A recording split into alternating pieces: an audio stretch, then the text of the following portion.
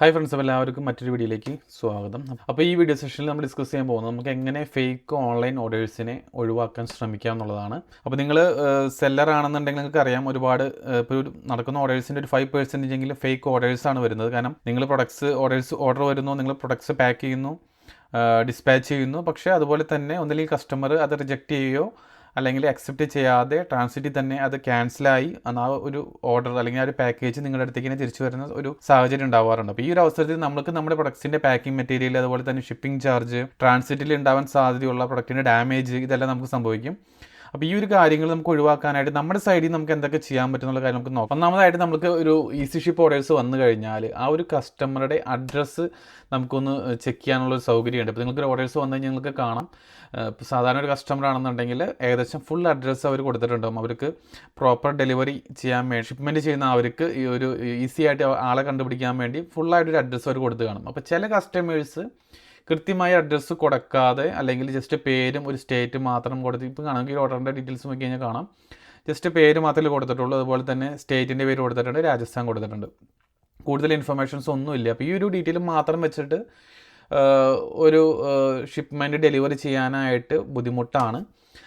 അപ്പോൾ ഇങ്ങനെയുള്ള fake orders, ഇപ്പോൾ ചിലപ്പോൾ ആ ഒരു കസ്റ്റമർ മനഃപൂർവ്വം അവർക്ക് ആ പ്രൊഡക്ട്സ് ആവശ്യമില്ലായിരിക്കാം. ഒരുപക്ഷെ നമ്മുടെ പ്രൊഡക്റ്റിനെ കോമ്പീറ്റ് ചെയ്യുന്ന ആരെങ്കിലും ആൾക്കാരായിരിക്കാം, നമ്മുടെ കോമ്പറ്റീറ്റർ ആയിരിക്കാം ആ ഒരു ഓർഡേഴ്സ് ചെയ്യുന്നത് നമുക്ക് മനഃപൂർവ്വം ലോസ് ഉണ്ടാക്കി വയ്ക്കാനായിട്ട്. ഒരു പക്ഷേ ജെനുവിൻ ഓർഡേഴ്സും വരാറുണ്ട്. ജെനുവിൻ ഓർഡേഴ്സ് എന്ന് വെച്ച് കഴിഞ്ഞാൽ, ഇപ്പോൾ നിങ്ങൾ ആ ചെയ്യുന്ന കസ്റ്റമർ ആ ഒരു പ്രൊഡക്റ്റ് റിസീവ് ചെയ്യുന്നതിന് മുമ്പായിട്ട് ആളുടെ മൈൻഡ് ചേഞ്ച് ആയതിനു ശേഷം വേണമെന്നുണ്ടെങ്കിൽ ആൾക്ക് അത് വേണ്ടാന്ന് വയ്ക്കാം, അല്ലെങ്കിൽ നമ്മളെക്കാളും ബെറ്റർ പ്രൈസിന് ആൾ അതിന് മുമ്പ് വേറെ എവിടെയെങ്കിലും പ്രൊഡക്ട്സ് വാങ്ങിയിട്ടുണ്ടെന്നുണ്ടെങ്കിൽ ആ ഒരു ഓർഡർ അവർക്ക് വേണ്ട, റിജക്റ്റ് ചെയ്യാനുള്ള സാധ്യതയുണ്ട്. പക്ഷേ ഇതൊന്നല്ലാതെ സംഭവിക്കുന്ന ഓർഡേഴ്സിൽ ഞാൻ ഉദ്ദേശിച്ചത്, നമ്മളെ കോമ്പീറ്റ് ചെയ്യുന്നവർ മനഃപൂർവ്വം നമുക്ക് ലോസ് ഉണ്ടാക്കാൻ വേണ്ടി നമ്മളെ ഫേക്ക് ഓർഡേഴ്സ് അല്ലെങ്കിൽ ഒരുപാട് ഹൈ ക്വാണ്ടിറ്റി ഓർഡർ ചെയ്യും. സാധാരണ രീതിയിൽ 5, 10, 20 ഓർഡേഴ്സൊക്കെ ഹൈ ക്വാണ്ടിറ്റിയിൽ അവർ പ്രൊഡക്ട്സ് ഓർഡർ ചെയ്യും, നമ്മളത് പാക്ക് ചെയ്യുന്നു, അതുപോലെ തന്നെ പ്രൊഡക്ട്സ് റിട്ടേൺ വരുന്നു, നമുക്ക് ലോസ് ഉണ്ടാകുന്നു. അപ്പോൾ അങ്ങനെ ഹൈ ക്വാണ്ടിറ്റി ചെയ്യുക. അപ്പോൾ ഇങ്ങനെയുള്ള ഓർഡേഴ്സിന് നമുക്ക് ഒഴിവാക്കാനായിട്ട് ആദ്യം നമുക്ക് അഡ്രസ്സ് ചെക്ക് ചെയ്ത് നോക്കാം.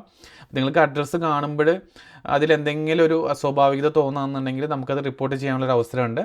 അതുപോലെ തന്നെ ഈ ഒരു കസ്റ്റമർക്ക് പാസ്റ്റിൽ ഹിസ്റ്ററി ഇതുപോലെ തന്നെ ഓർഡേഴ്സ് ചെയ്തതിന് ശേഷം വീണ്ടും ക്യാൻസൽ ചെയ്യുക, വീണ്ടും ഓർഡർ ചെയ്യുക, വീണ്ടും അങ്ങനെ ചെയ്യുന്ന ഒരു ഹിസ്റ്ററി നിങ്ങൾക്ക് ആ ഒരു കസ്റ്റമറുടെ പേരിൽ കാണാൻ സാധിക്കുകയാണെന്നുണ്ടെങ്കിൽ നിങ്ങൾക്ക് അതും ആമസോണിൽ റിപ്പോർട്ട് ചെയ്യാനുള്ള സൗകര്യമുണ്ട്. ഇപ്പോൾ നിങ്ങൾക്ക് കാണാം, ഈ ഒരു കസ്റ്റമറിൻ്റെ താഴെ നമ്മൾ ഓർഡർ ഐ ഡിയിൽ ക്ലിക്ക് ചെയ്ത് കഴിഞ്ഞാൽ കോൺടാക്ട് ബയറിൻ്റെ താഴെയായിട്ട് കാണാം C all 2 orders from this buyer എന്നുള്ള ഓപ്ഷൻ കാണാം. അതായത് ഇതിന് മുമ്പ് 2 ഓർഡർ ഈ ഒരു കസ്റ്റമർ ചെയ്തിട്ടുണ്ട്.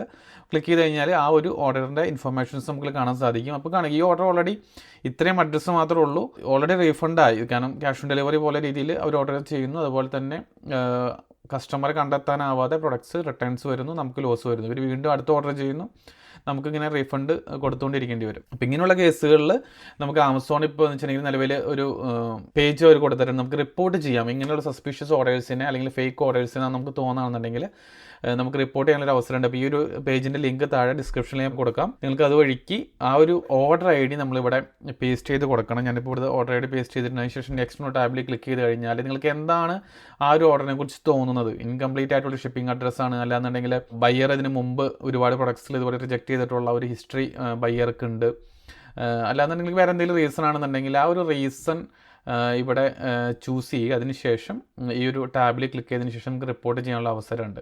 അപ്പോൾ ഇത് ഡയറക്റ്റ് നമ്മുടെ കേസ് ലോഗിലേക്കായിരിക്കും ഈ ഒരു ഇഷ്യൂ അവർ ഫോർവേഡ് ചെയ്യുന്നത്.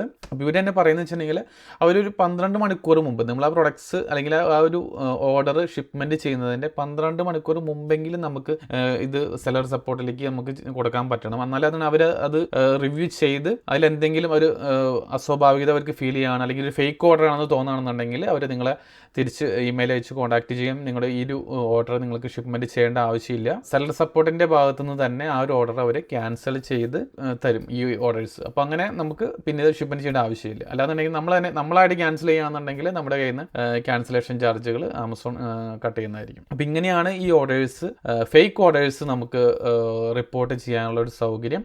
അപ്പോൾ ഇത് 12 മണിക്കൂറിനുള്ളിൽ ആമസോണിൻ്റെ ഭാഗത്തുനിന്ന് റിപ്ലൈ ഒന്നും വന്നില്ല എന്നുണ്ടെങ്കിൽ നമ്മൾ ഓർഡർ ഷിപ്മെൻറ്റ് ചെയ്തിരിക്കണം എന്നാണ് ആമസോൺ പറയുന്നത്. അപ്പോൾ മാക്സിമം നിങ്ങൾക്ക് ഓർഡേഴ്സ് വന്നു കഴിഞ്ഞാൽ അപ്പോൾ തന്നെ നിങ്ങൾ റിവ്യൂ ചെയ്യുക. അതിലെന്തെങ്കിലും അഡ്രസ്സിലോ അല്ലെങ്കിൽ ഒരുപാട് ഹൈ ക്വാണ്ടിറ്റി ഓർഡർ ചെയ്തതായിട്ട് നിങ്ങൾക്ക് തോന്നിയിട്ടുണ്ടെന്നുണ്ടെങ്കിലൊക്കെ നിങ്ങളത് റിപ്പോർട്ട് ചെയ്യുക. കാരണം നമുക്ക് വരുന്ന ലോസാണ് അത്. നിങ്ങളുടെ കോമ്പറ്റീറ്ററിൻ്റെ പ്രൊഡക്ട്സുകളൊന്നും ഇതുപോലെ ചെയ്യാതിരിക്കുക. കാരണം നമുക്ക് നമ്മുടെ പ്രൊഡക്ട്സിൻ്റെ ക്വാളിറ്റിയും നമ്മുടെ പ്രൊഡക്റ്റിന് കിട്ടുന്ന ഒരു സ്വീകാര്യതയും വെച്ചുകൊണ്ട് മാത്രം നിങ്ങൾ സക്സസ് ആവാൻ നോക്കുക. ആമസോണിൽ ഇതുപോലുള്ള കാര്യങ്ങൾ ചെയ്യാതിരിക്കാൻ നോക്കാം. അപ്പോൾ മറ്റൊരു വീഡിയോ നമുക്ക് വീണ്ടും കാണാം. Thank you.